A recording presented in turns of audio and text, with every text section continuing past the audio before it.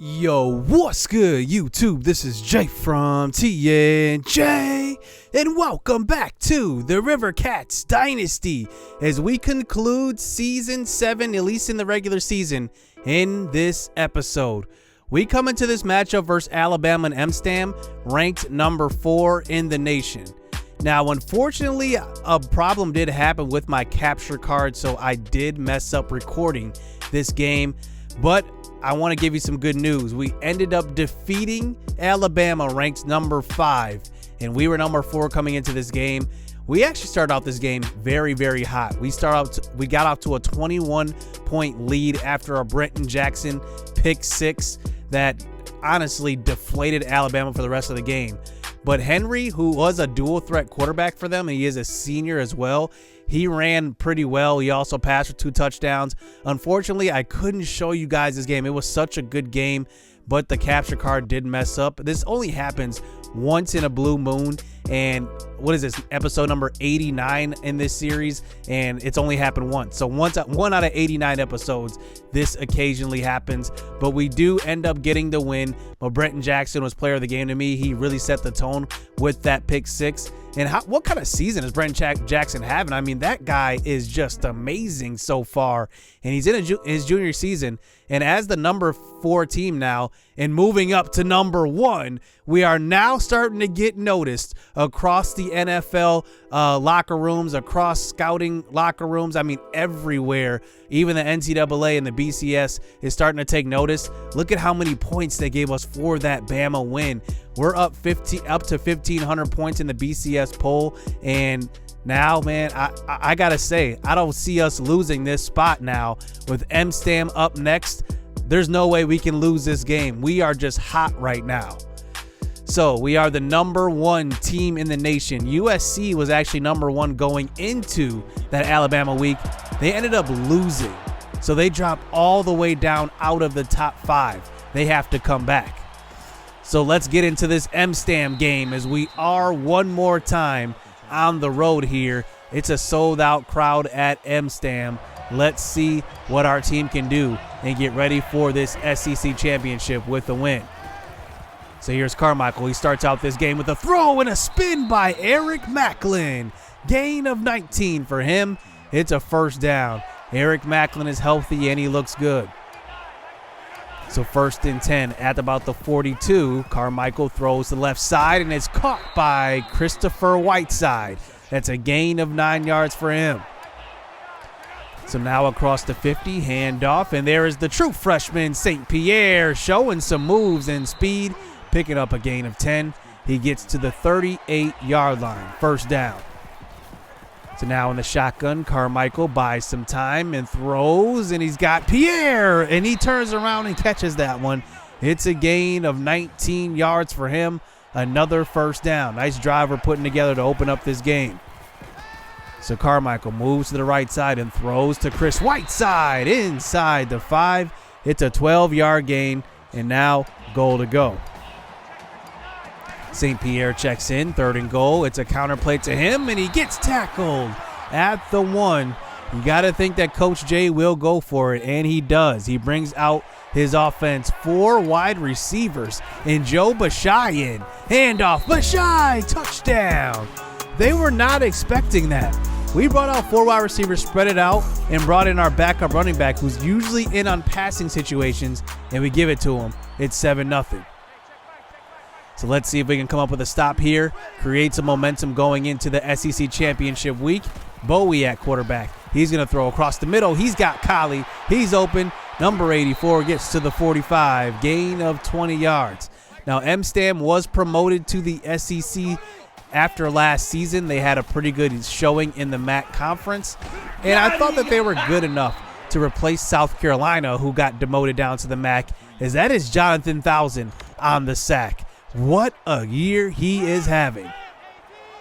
He's a leader on the defensive line now. Here's Bowie running his tight end in motion. Screen pass out to the right side. He's got Birch, who picks up a block, and enough for the first down. Casey Birch has been the starter there the last couple of seasons, and it's a first down. Handoff, Birch, but this time not getting away. This is Osias Caesar, loss of 3 yards. So Bowie now gives it to Birch again, throwing a stiff arm on Jermaine Neal and picking up about a gain of, that's about 10 yards. That actually wasn't Jermaine Neal on that one. I believe that was Garrett Blainsworth. Bowie keeps on the next play, and it's a stop. Behind the line, Caesar again, loss of 1, and they will have to settle for 3 points. So here's our offense back out onto the field. Quick throw, Whiteside taking a big hit, but it's a gain of 10 yards. I got to say, Chris Whiteside is very, very reliable in the slot. You know, a lot of NFL teams had him on their radar for sure to start this season, and he hasn't had the huge numbers, but he's just as reliable. I mean, he probably has about maybe 3 drops in his entire career. That's how reliable he's been. So St. Pierre, a carry up the middle, and he picks up a gain of 13 yards. Speaking of future NFL talent. So now we get to the 15-yard line. St. Pierre lined up next to Carmichael. It's a counter play to left side, and he falls forward. Gain of 10 once again. Does that guy never get negative yardage? So inside the 5 now. 3 wide receivers out there. Carmichael's got options. He might take it himself, and he does. It's a touchdown. He's walking in. Gain of 6, and that one makes it a 14-3 lead here for the Rivercats. What a run by Carmichael. He has really shown off his mobility here. I think he may be showcasing something for the NFL scouts. So here's Carmichael. Quick throw to Macklin. He's got it. Room to run. Spins ahead, and he picks up a gain of 12 yards. About 2 minutes left here before halftime. So St. Pierre is going to get the next carry. A nice hole opened up, and St. Pierre gets hit hard. He gets up, though. It's a gain of 9 after taking a big hit. So now 3rd and 1 here. Carmichael blitz off the left edge. He moves away from it and throws, and it's got Whiteside. Gain of 6. First down. That stops the clock. So now to about the 25 just about. Carmichael moves to the right side. He's going to throw on the run, and it's picked off. Trying to do too much that time, Carmichael, and he gets picked off, and M-Stam stops the score before halftime. That's Patrick Thomas on the interception. So we move on to the second half. Still a 14-3 game to start out. Here's a throw to left side, and it's picked off. Osiris Hovick, and he's going to take it back. Will he get run down? Number 89 does. And Osiris Hovick, look at the play he made. He saw the quarterback's eyes and made that interception. He could have had his first pick 6 of his career. So here's St. Pierre weaving his way up to the 1-yard line before getting into the end zone. That's a gain of 8 yards. So he stays in the game now, 2nd and goal. Counter play, and St. Pierre is in. It's a touchdown, 21-3. It doesn't look like M-Stam is really on St. Louis State's level at this point. They still have a couple of years to rebuild.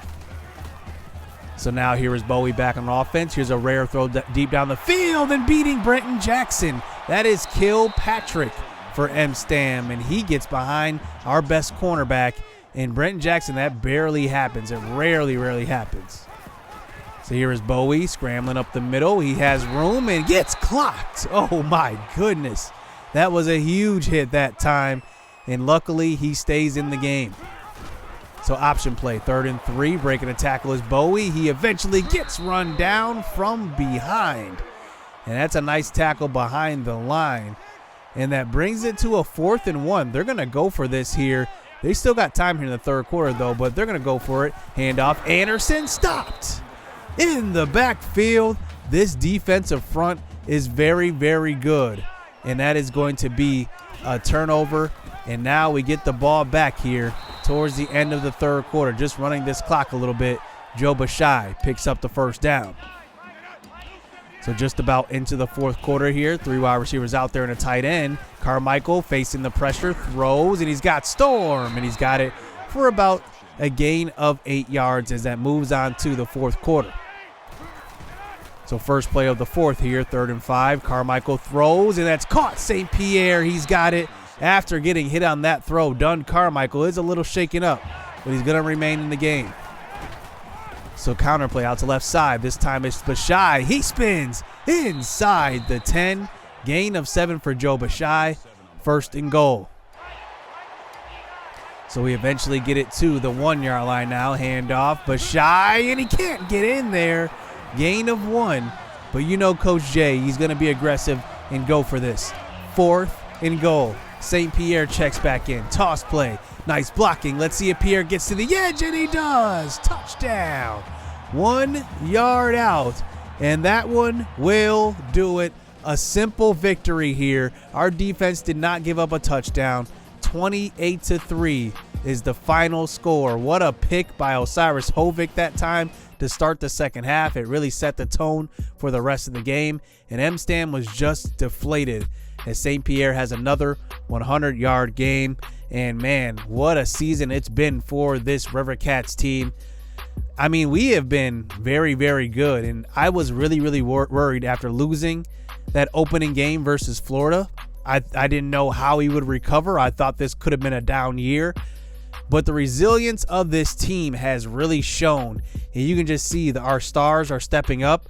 Our juniors and seniors really, really playing well. And they showed some leadership as we now capture a SEC West title and punch our ticket into the SEC championship game for the second straight season.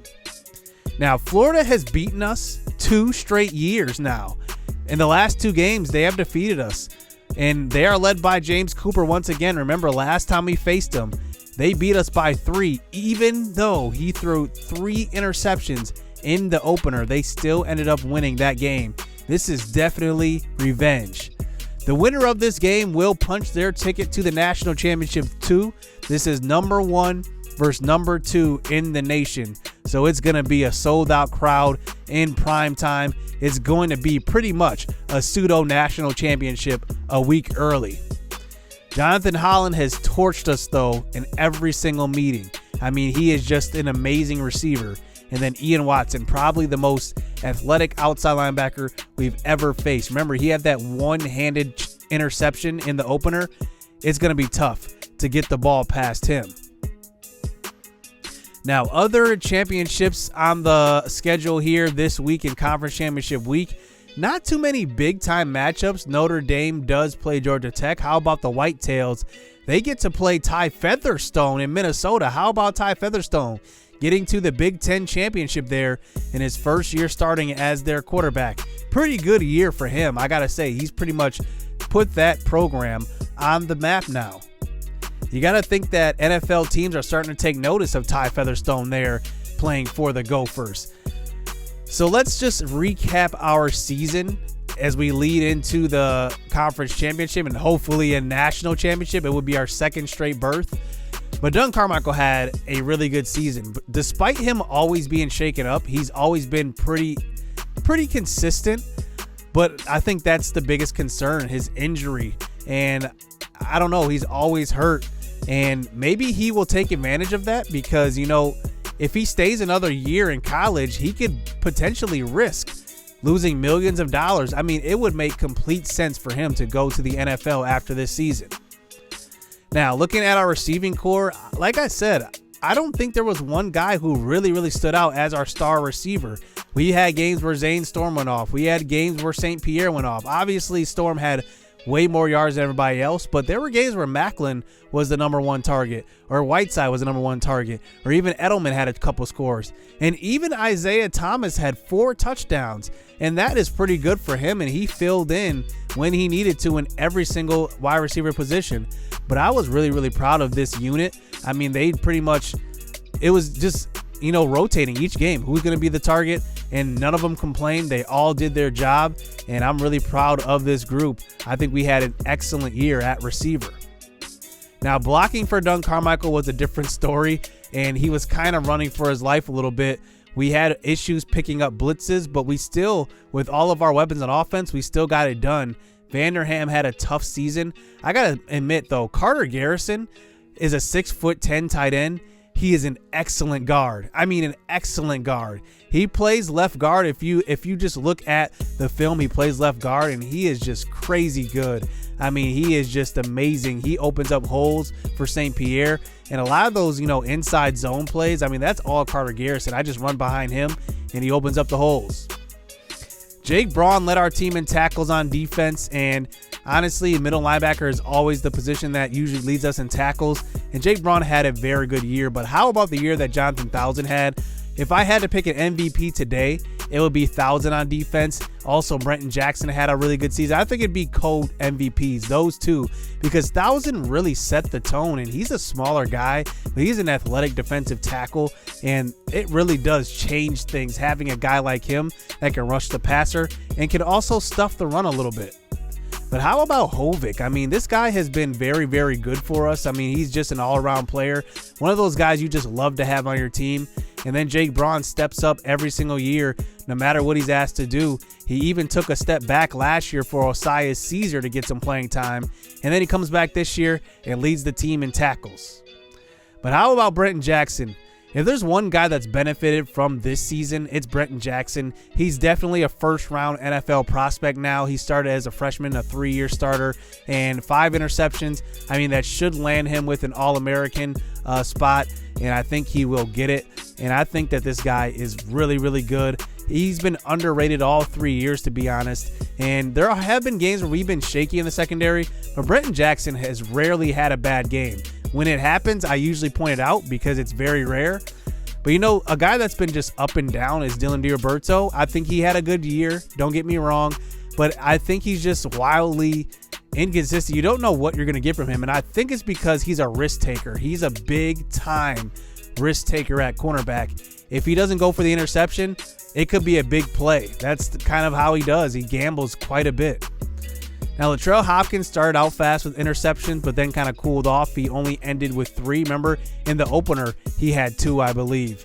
Jake Braun, like I said, just amazing career for him. In 4 years, he's pretty much filled in when he's needed to. His freshman year, he had 25. His junior year, he had 25 while splitting time with Osiris Caesar. Then he comes back with 60 tackles as a senior. How about Derek Bamaye? I mean, he has been pretty good. I mean, I loved him in that nickel spot, and that's where he's pretty much played his entire career. I tried him on the outside his freshman season, but it didn't really work out. I moved him to the nickel, and he has thrived ever since moving there. Osiris Caesar, you know, he's just been pretty consistent. Same numbers his freshman and sophomore years, and he's been really, really good. But we obviously had some newcomers that made a difference as well. So next week, will we get our revenge on number 2 Florida, 11-1 versus 11-1? Their only loss came against LSU. So let's see if we can give them their second one. Hit subscribe, hit that like button, stay tuned. Let's get it. Let's go. I've been working hard for a minute. The ones who don't deserve it seem to be the ones that get it. The ones who speak the truth never get the recognition, but the ones that act foolish seem to get all the attention. It don't matter though, yeah.